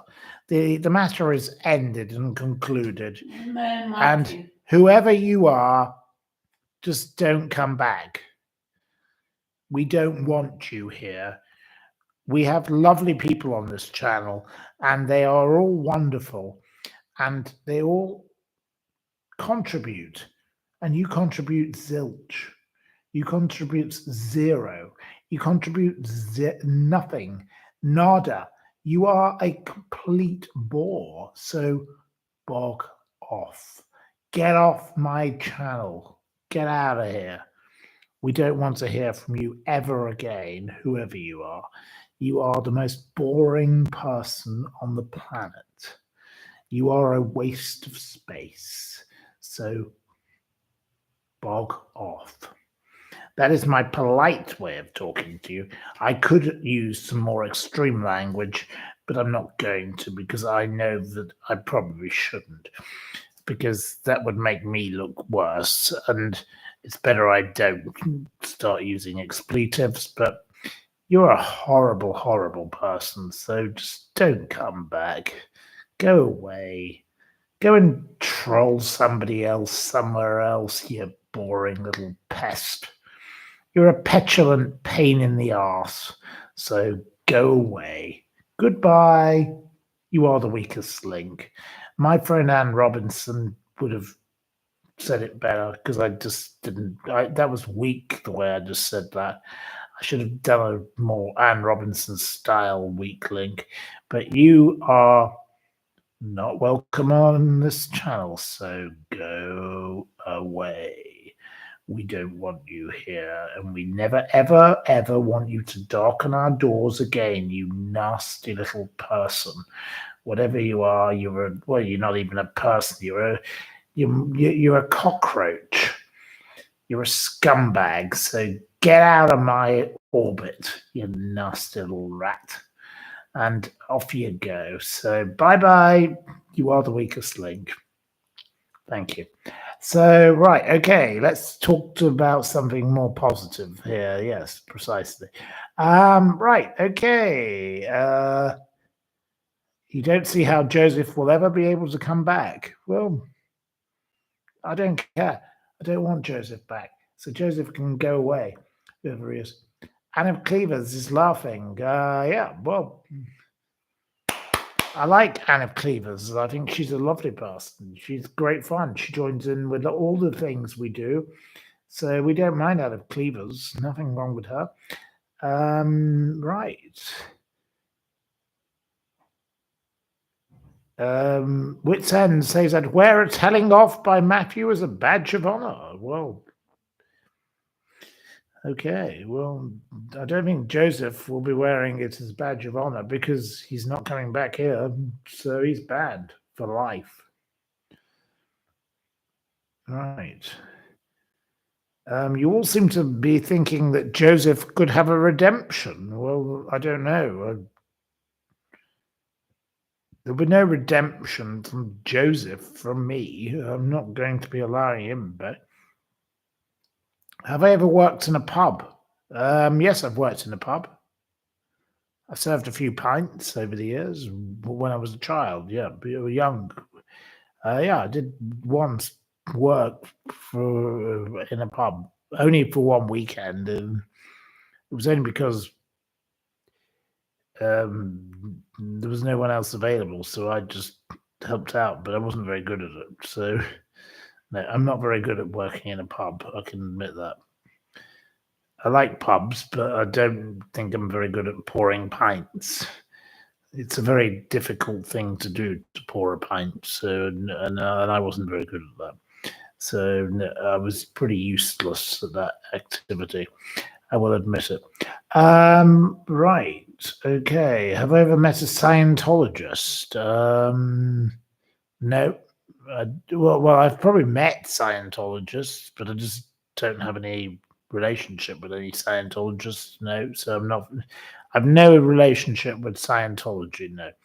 But I may have met Scientologists, but I've never been a Scientologist, and I've never had interaction knowingly with Scientology. So I can't answer that question to your satisfaction. Right.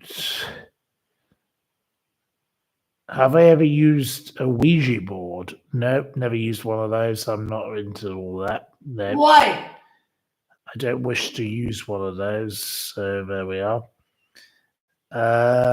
Right. Do I believe in ghosts? Well, of course, I've been very involved with the science. I've been very involved with ghosts in my life and things to do with ghosts because my grandmother, who was very involved in the Society of the Paranormal and all of that, and Belgrave Square, and yeah, so I know a lot about ghosts. And I have very strong views about ghosts, and I believe I've met ghosts myself, and I'm not trying to come across as some kind of fruitcake, but I did experience ghosts, and I know that what happened to me with ghosts it wasn't a bad thing. The ghosts I met in our family home were friendly. They didn't want to upset me. They were nice things. I never had a problem with the ghosts. And I've tried to explain this so many times, and people just look at me and like, yeah, well, rubbish. It's not a load of rubbish. Ghosts can be kindly. They're not there to attack you. They're just spirits that things happen to, and they want to communicate with those that come later. And I have to say, the ghosts that I believe I met, they were very decent, and they were not unpleasant, and they welcomed me. They were not unkind things. They were just spirits that wanted to talk with whoever came after them. And I never found negativity with these things. I expected to. And my grandmother felt the same. My grandmother was a member of the Society of the Paranormal in Belgrave Square. And my grandmother was very, very into this, the Society of the Occult, and Conan Doyle was part of the same thing. And we were very involved with this. And I honestly will say to you, don't fear the ghost of the past. The ghost is just it's just a spirit that wants to find its way out of whatever happened to it, and it wants to connect with us for the future. And I I have to say I had a very positive relationship with these things. Um, of course, there are angry ghosts. I've never experienced that. My mother's friends have this house called Levens Hall in Cumbria, and there's all sorts of bizarre things that go on there, and the ghosts throw things, and you wouldn't want to stay there. You'd be a bit scared, allegedly. I wasn't scared when I went there, but honestly, ghosts are not evil. They're not there to try and attack you. They're just spirits who are passing through, and things happen to them, and they're just trying to keep in touch because they didn't finish their lives by finishing off whatever went on in their lives, I suppose. I think that's the simplest way to surmise the situation. They didn't finish off their business. So if you don't finish off your business, you finish off your business in another way, and that's what these ghosts do. And I know I sound like some mumbo jumbo lunatic talking about ghosts and going on about this, but ghosts with me, I'm a total believer. I am. I'm sorry, don't care. I don't care what any of you say. Do I believe in aliens? That's now that. See, this is where you now try and make me look like a fool. I don't believe in aliens at all. No, not interested in aliens. Not interested in that. Do I believe in demons? Oh God, here we go. So now, the minute I say something that's slightly honest, as a personal experience, I now look like I'm a complete twit. Right. Oh, right. Okay. Here we go. Yes. Right. Yeah. Right. Okay. Yes. Pick on me. Yeah. You sound well. Okay. I understand that you all think that I'm a maniac. Okay, because I dared to speak out about ghosts. But my grandmother was a very wise, wonderful lady, and I will not have you tarnish her memory for a start, A. So shut up about her, leave her alone, just because she was a member of the Society of the Paranormal. And the Society of the Paranormal was actually a very respected organization. So I don't like you picking on my grandmother, so shut up about her. Right, that's question number one dealt with. I haven't even got a glass of wine left. Right, okay. And your question number two. Right, you're going on about UFOs. Okay, well, there we are. Anyway, my grandmother was a very respectable lady. She was a great fundraiser for the Conservative Party. She was a hugely successful lady in her own right in her local community. She did lots of good work for charity. In her era, people like her were, she didn't have a job, but she fundraised because she was, we're talking a lady 100 and something years ago. So my grandmother was a very, very respectable lady, so don't attack my grandmother. She was a lovely, lovely lady, so don't bully my grandmother, you nasty people. Right, I don't like that. So that's another thing. Right. Oh, was your grandmother a UFO? Okay.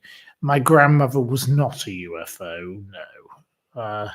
What a stupid thing to say. Whoever you are, why don't you bog off? Yes, my sweet grandmother. Yes, she was a sweet lady. Thank you. That's very kind, Barbie. You're very kind. Very kind of you to say. Because my grandmother was not a UFO. What a stupid thing that person said. Whoever these people are, they're just mad. Shove it up your jumper, whoever you are. Right. All respect for your grandmother, says Adam. Yes, precisely. My grandmother was a. My grandmother really. People like Conan Doyle and my grandmother, they were just interested in ghosts, and that was one of the things they were interested in. So no, my grandmother did no harm, and my grandmother was, a very, very respectable lady who just, did good things. So my other grandmother is still alive, and she's doing amazing things too. But yeah, life is hard, but she's still doing things, even though she's unwell. And my mother is encouraging us. So we like to encourage good people. But I don't like people saying nasty things about my grandmother. That's not a very. My grandmother may have died 20 years ago, but she was a wonderful lady. So there we go.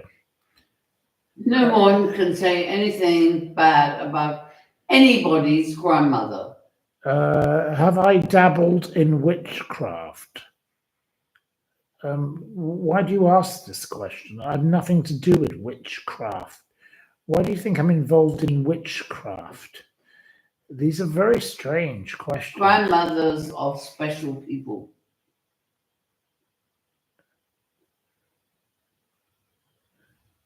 Why is my grandmother being questioned? My grandmother was a very decent lady, and you should leave her alone. So please leave her alone. She was a wonderful, wonderful lady, and you're bringing up witchcraft all the time, all of you. My grandmother was not a witch. No. You think my grandmother was a witch? Okay, well, you're entitled to your view. Wow. I agree with wow. My grandmother was not a witch. I don't know why you think my grandmother was a witch. Right. Okay.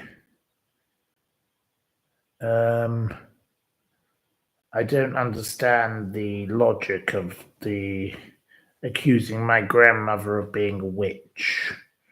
That's not very nice, quite frankly, and I don't like it. And anyway, it doesn't really matter to me because I don't really care because I'm quite thick-skinned and I don't really give a shit what you think. If you think my grandmother's a witch, so be it. But my grandmother was not a witch, so you're all mad. Go away, whoever you are.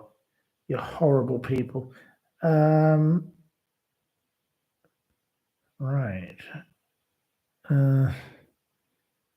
It is a question, not a statement. Was your grandmother a witch? Well, why would you ask me if my grandmother was a witch? Do I look like I have a grandmother who was a witch? What a strange thing to ask someone. I think you are mentally unhinged. Go away. Don't want to hear you. White witches are kind. My grandmother was not a black witch or a white witch, so stop bringing up witches in the context of my grandmother. My grandmother was not a witch. She had nothing to do with witches. In Broadstairs, they had these Wiccans, these people who stood on the beach and burnt things, and they'd all dressed up in weird clothing, and they They wore, brown things over their head, and they burnt things. They were called Wiccans, and they lived in the woods, and they were all weird. They were witches. My grandmother was just a person who asked questions about ghosts. That's all she did. She went to the Society of the Paranormal in Belgrave Square. It's got nothing to do with this nonsense, this mumbo jumbo. So, for goodness sakes, pull yourselves together. Shame on you, horrible people. Picking on my grandmother, that's not very nice. Yes, the Wiccans, the group of nudists. Yeah, well, there's plenty of nudists around here as well. There's all these weirdos around here in this place. Honestly, there's a woman down the road. Honestly, I was appalled. I went to water the garden, and there she was. I don't think you want to see an 85-year-old woman naked, lying on the garden, which is what she was doing. It was a very unpleasant sight. It's not correct. It's absolutely wrong, and it's not acceptable in 1984. It's definitely not acceptable in 2025. So there we go. So that's my view on naturism, because since that's what you're going on about, naturism. Right, okay. Right, okay. Right. You don't want to see that next to the begonias, do you? No, we definitely don't. Wouldn't you agree? What? We don't want to see naked 80-year-olds next to the begonias. No. Not 80. No, well, that's what we don't want to see. No, she's probably 60. She's not 60. She's older than that. Anyway, what do you want to see between the begonias? Well, I definitely don't want to see that. That's for sure. Well, I don't know. You're probably 50 and she's I'm not 50, no. more than 40. Do I like seafood? Yes, I do like seafood. That's probably a nice question. Right, okay. Do I like...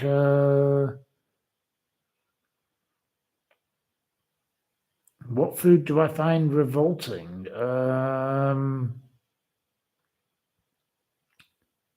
What do I find revolting? Probably some kind of horrible... I don't know. I like most things. I'm not very anti anything, really. I don't know. I'd love to think about that. Give me some chance. I'll come back to you. Right. What did she go to prison for? I don't know. Which one? Who went to prison? I don't know. I'm not sure I'm answering the question about who went to prison. You don't like undercooked pork. You don't like mushy peas. Well, I totally disagree with you. I love mushy peas. Oh, they're fabulous. Lovely things. Totally disagree with you. You don't like snails. I'm not into snails myself either, because I had some bad ones once.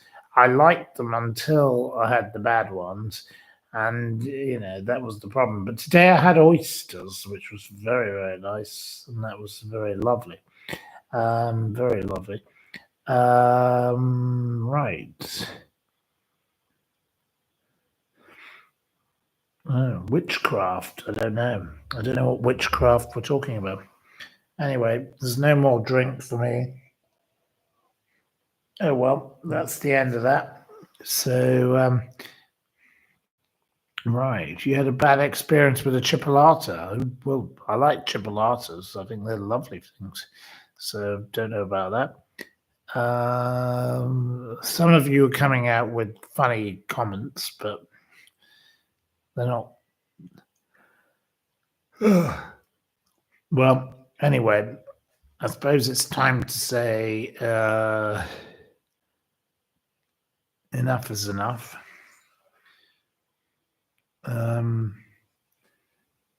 it's time for me to say probably good night soon because we've done 2 hours of this program and I need to go to sleep. And tonight, Lady Min needs to go to her bedroom area, which would be a good idea, rather than going somewhere else. So we better end this program quite soon. So we better think about the way out. So have we any more questions on any more topics, different topics? Let's have a different topic. Any more topics? And we can do another 5 or 6 minutes or whatever. And I don't even have a drink, so it doesn't matter. But not that matters. But we can do 5 or 6 more minutes. And thank you for your participation. Otherwise, we will end the program. Right. Okay. Have I ever met Les Dennis? No, I've never met Les Dennis. No. Can't say I want to meet Les Dennis. No. Right. Okay. So there's your answer to that question.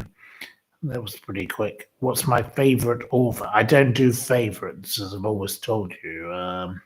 Don't do favorites. Favorites don't exist in my world. I like certain people, but it depends on the occasion. What do you want to read? One day I might want to read a biography, and one day I might want to read a bit of Bonkbuster or something. I could want to read all sorts of different things. So no, I don't do favorites. No, favorites don't exist. Do I like murder mysteries? I don't mind a murder mystery. Yes, nothing wrong with that. Television or book. What are you thinking of? Right. Do I like Agatha Christie? Yes. Agatha Christie is a complex character. She was a very, very strange woman, that is for sure. When she went missing for a few days, that was very, very odd. And of course, some of her books have been retitled and and whatever. But brilliant writer, absolutely superb. You can't beat somebody like that. What a wonderful writer.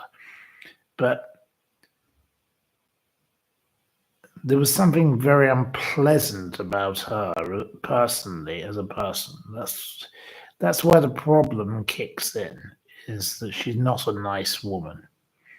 She was a very wicked woman, just as Enid Blyton wasn't a very nice woman.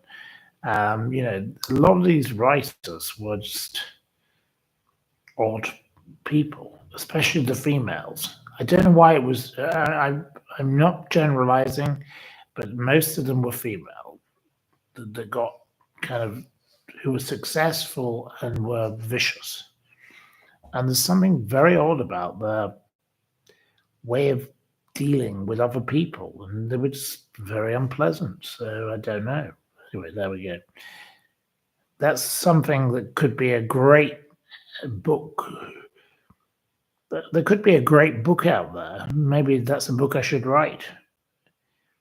Why were these people, or why did the women who wrote these books and the women who, the ones who wrote the children's books, hate the children? And why,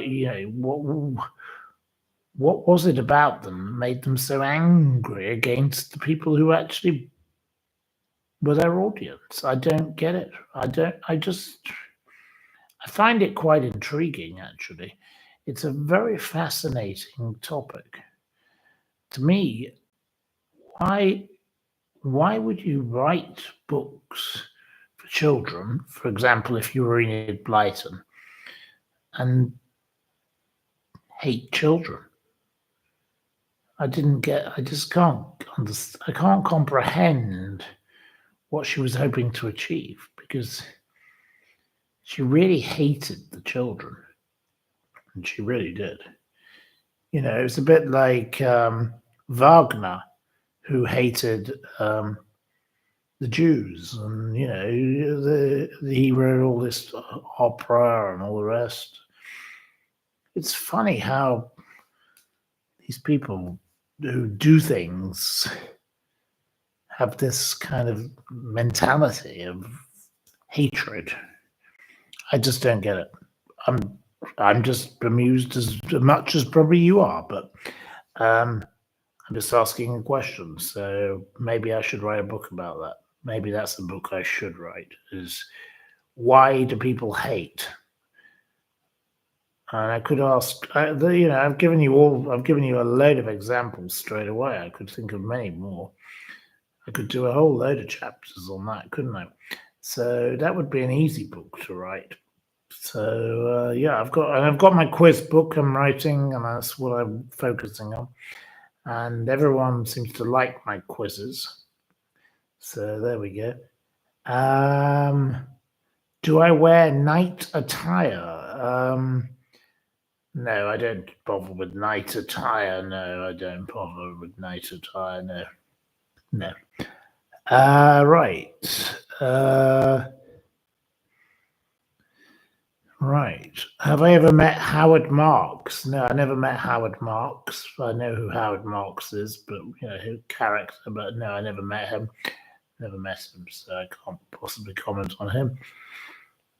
Did I just say I sleep naked? No, I don't sleep naked, but I don't wear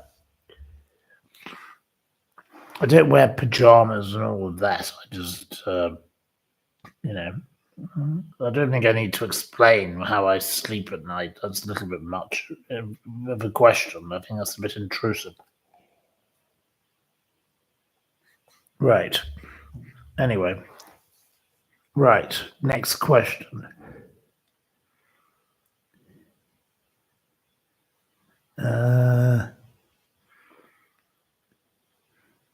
Right. Okay. Well, what is the next question? Right.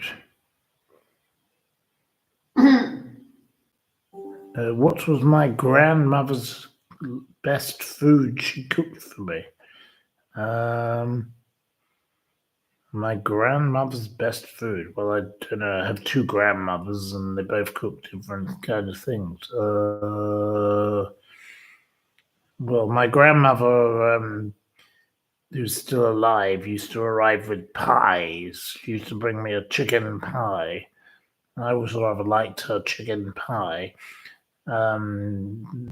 She didn't cook it, but obviously the cook cooked it, and she used to bring that. And the other grandmother, well, it's so long ago. I was a child. I was maybe 8 when she died. So, what did she cook that I liked? I think she made me wonderful sausage rolls. I loved the sausage rolls. So there you go. So there you go. There's two dishes. Right. Okay. It's that's just. I don't know what's next. Right. Your grandmother made cheeseburgers. So well, lovely. I'd love a cheeseburger right now. If I could have a cheeseburger right now, I'd definitely be top of my tree for me. I'd love a cheeseburger right now. I can never say no to a cheeseburger like that. I actually like simple food, so I'd love a cheeseburger. But right, okay, right. Do you wear slippers to bed? No, I don't wear slippers to bed. No. I wouldn't want to wear slippers in bed. That's a strange thing to want to do. No, not my kind of thing. Slippers in bed? That's a very odd habit. Anyway, you're entitled to do whatever you wish to do, but I just find that a little bit strange. I think that's a bit of a weird thing to want to do. There we are. Do I like a kebab? Not really, no. Not really. Don't mind one. Could eat one if it was nothing else is available. Do Do I like carrot and coriander soup? Of course I do, yes. Lovely Baxter's soup.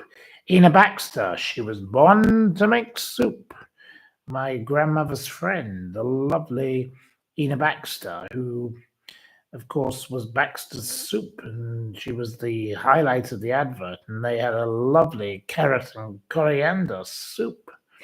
So we love the Ina Baxter carrot and coriander soup. It is a wonderful soup. Their tin soups are the best tin soups on the planet. We love Ina Baxter and Baxter's soups. Obviously, Ina Baxter is no longer alive, but Baxter's soup. I love the Royal Highland Games soup, and I love the lobster bisque, and I love the parsnip soup. The spicy parsnip is the best. That is my favorite of all of those soups. I'm not employed by Baxter's Soups, but I love Baxter's Soups. Baxter's Soups are the best soups on the planet. You can't get better. Get your Baxter's soup wherever you can get it. Don't buy all that Heinz rubbish and all the rest. Buy Baxter's. Buy Baxter's. So I support Baxter's soups. There you go. I'm very loyal when I'm very loyal, and we love Ina. I miss Ina. She was such a lovely lady, and she said I was born to make soup. And I thought, yeah, you were indeed, love. And you did very well at it. She did a great job. She was grand. She was one of the grandest on the planet. So, yeah, we salute Ina Baxter. So there we go. Okay. You like Baxter's Scotch broth? It was yummy. Yes, you've had some of that today. Oh, well, there we go. Yeah, so you've got even Baxter's soup.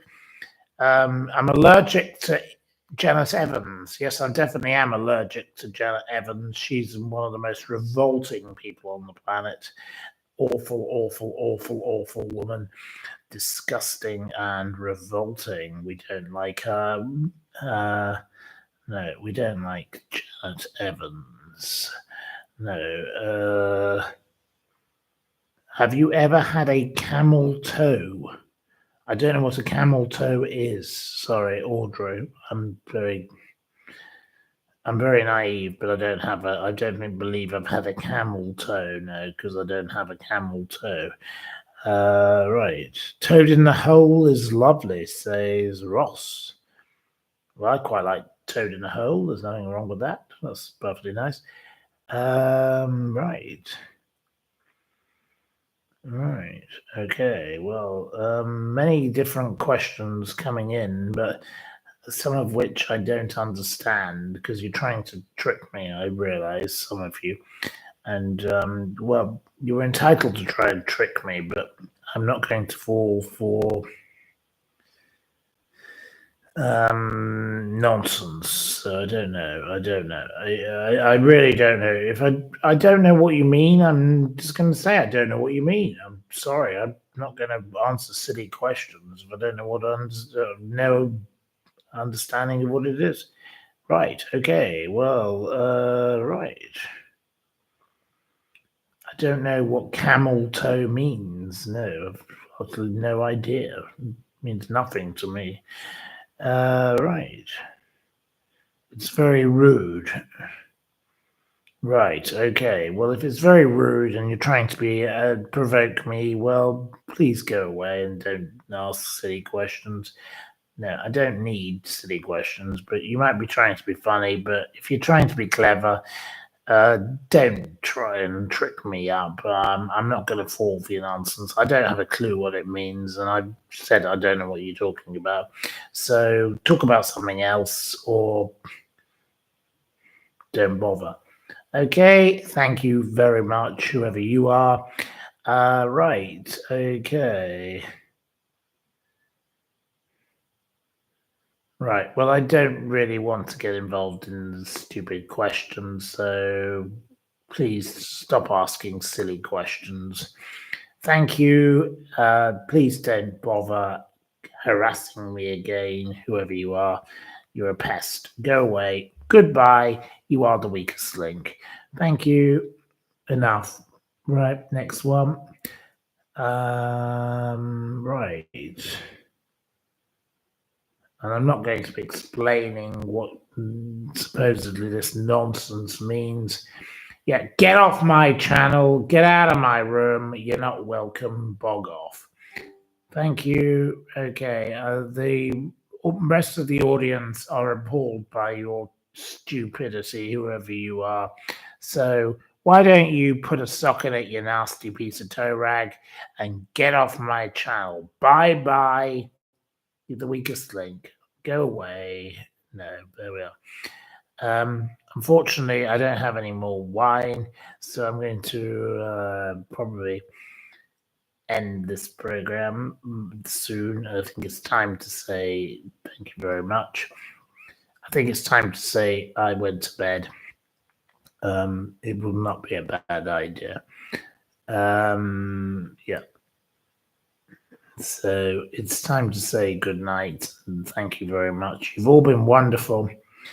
And, we've done 2 hours and 15 minutes, and I think that's quite enough. And I'm sorry about the ending of this program because whoever those people were, they are very toxic and they're very nasty and very unpleasant. And, they're entitled to cause havoc if they want to, but no, thank you. So I will say thank you very much. Have a lovely evening. Good night and good gardening, and thank you very much for your kind support.